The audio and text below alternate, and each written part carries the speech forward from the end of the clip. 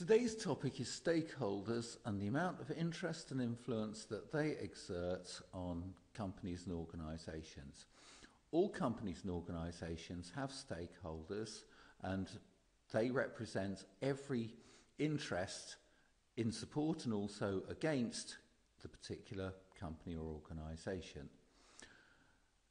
You have therefore to be able to analyse the position and influence of stakeholders, and you do this by carrying out a stakeholder analysis. And this is essential so that you can see who lies where on the particular spectrum of things. So, what exactly is a stakeholders analysis? And we're going to use the example of the proposed new runway at London's Heathrow Airport to illustrate this. You start by mapping out everybody who is involved on a grid.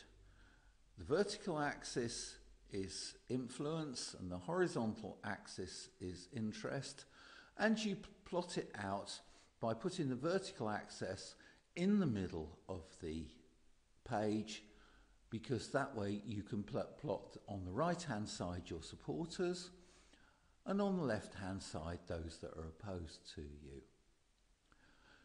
In the particular case of London's Heathrow Airport, you've got supporters and opponents in equal measure.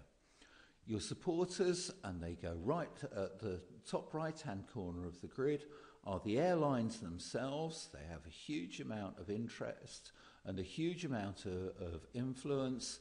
They can withdraw their customer any time from any airport, and so they have a lot of influence and also want to know that you're going to keep up the services that you provide when the airport expands. You've got the airport authorities also near the top right hand corner.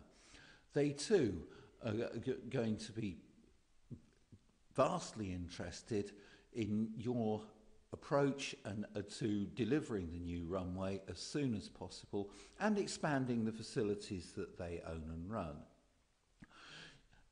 Further down, certainly in the on the right hand side of the interest scale, is the local community.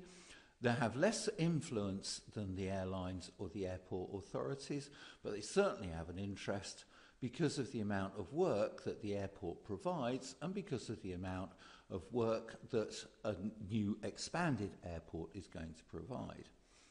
And possibly just above them, up towards the airport authorities and the airlines, comes the national political interest,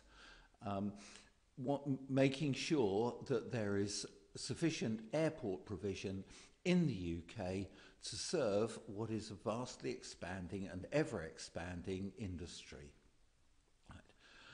On the opponent's side, you have sort of in the middle of the grid, towards the left hand side, you have lobbies and vested interests. They have a vast interest against any airport expansion, but probably not quite the sort of influence that they would have. And these include noise abatement societies, pollution abatement societies, and people opposed to the expansion of air travel because of the influence that ever-increasing numbers of aeroplanes have in going over their property.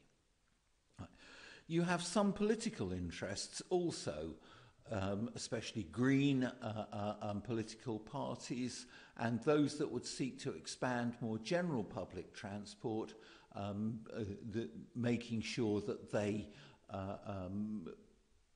had considered the rail option or had considered alternatives to flying around. And so they go sort of pretty much in the centre of the negative grid. They take this position because they have a certain amount of influence and also a certain amount of interest. They've got a particular constituency that they've got to keep happy.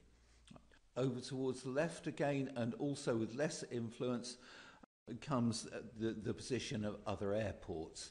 Other airports have got exactly the same interest as London's Heathrow, but they have and a very strong counterpoint of view, but they have less influence because they have no influence indeed on the amount of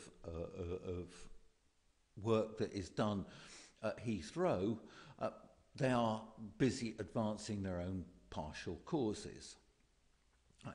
And then there are residents' associations and groups such as that would go under the Green parties and the political interest.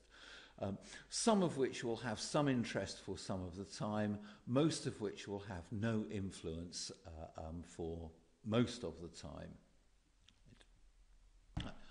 And so having plotted out the influences and interests like this, it now gives you a clear direction in how people have got to be managed. First of all, on looking at the positive side, you've got to manage the airlines and the airport authorities to make sure that they stay with your proposal to expand the airport and make sure that they don't lose confidence because of things like planning delays or any other hold-ups like that.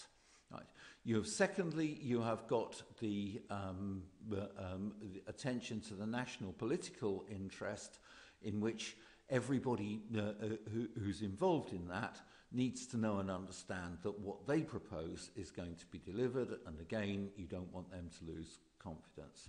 Now, and then after that, you've got local communities who want to be assured that you are indeed going to produce some work for them when the new runway is finally built and all the facilities around it. You have also got to treat with the utmost respect and actively manage those that are opposed to you.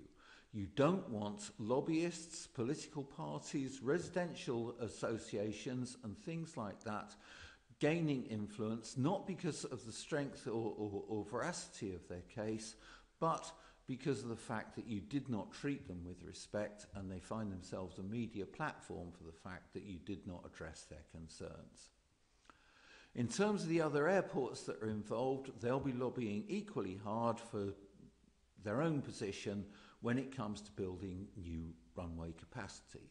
You have therefore to recognise their legitimate interest and address their marketing and their presentation and their public relations with presentation and marketing and public relations of your own to make sure that all of their arguments are countered.